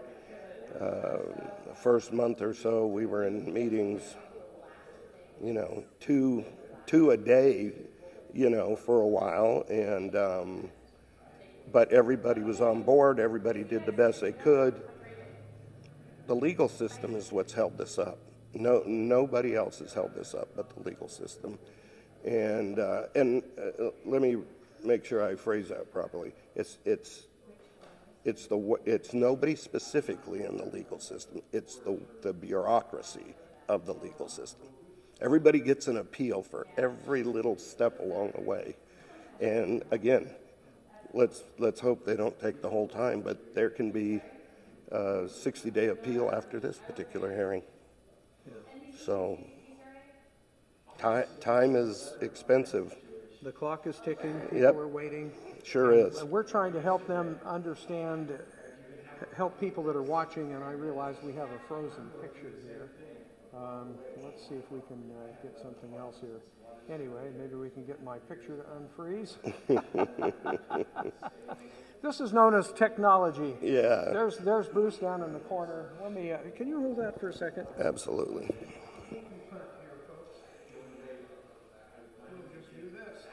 There we go. About that. All right. So we thank you for taking a little time here, and we're going to go see if we can make sure that we can carry through with the rest of the hearing here. Sounds good. I see batteries are running down, and I need to go run and do some things. But we do appreciate your watching, and we do appreciate whatever financial support you may be able to do to help this kind of public service programming and other kinds of news and information that we know how to do. But we need your financial support to be able to invest the time in doing that. This fellow here recognizes that. He and several other folks he know have engaged in doing that. We appreciate that. But you can help too. So there's a link down in the bottom. Go ahead and click on the link. It'll take you over to PayPal. Our affiliated company, flashscan8.us, will be what shows up on your credit or debit card.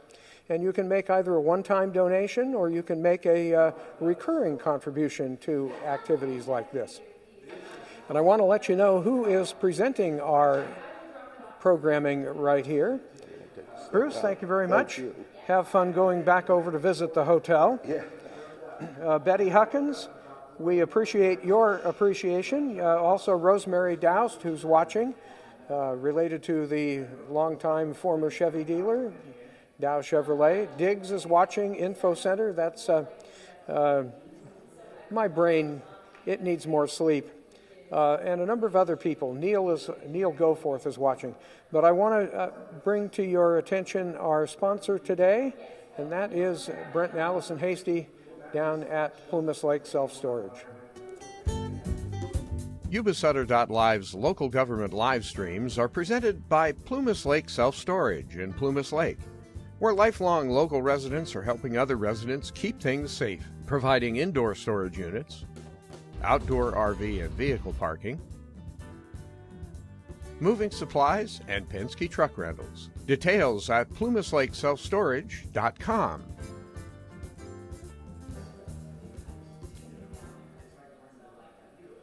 Ted Langdell back here at City Hall in Marysville. We're going to stop this live stream.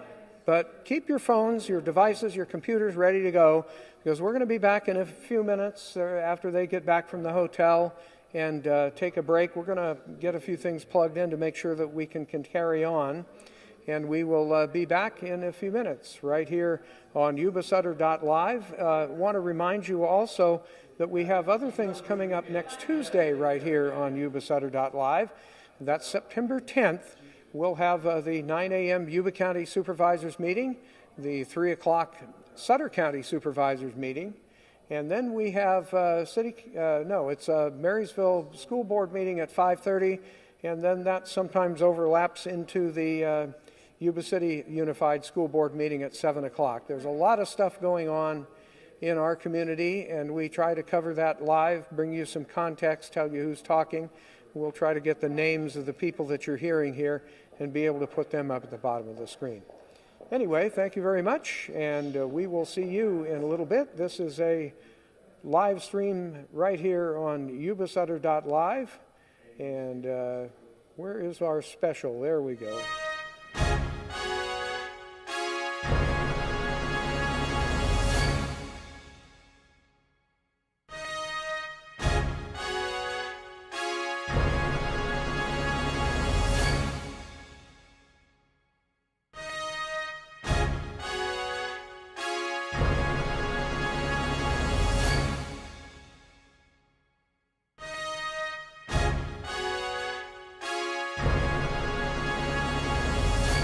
Hi, I'm Neil Goforth of Comfort Keepers of Yuba-Sutter and Nevada counties. Caring for elders or even yourself has challenges. Comfort Keepers of Yuba-Sutter and Nevada counties can help you address today's issues and plan for tomorrow with in-home and specialized care for you or your family members. Call us at 530-749-8800. Comfort Keepers of Yuba-Sutter and Nevada counties. Yuba-Sutter.live's local government live streams are presented by Plumas Lake Self-Storage in Plumas Lake, where lifelong local residents are helping other residents keep things safe, providing indoor storage units, outdoor RV and vehicle parking,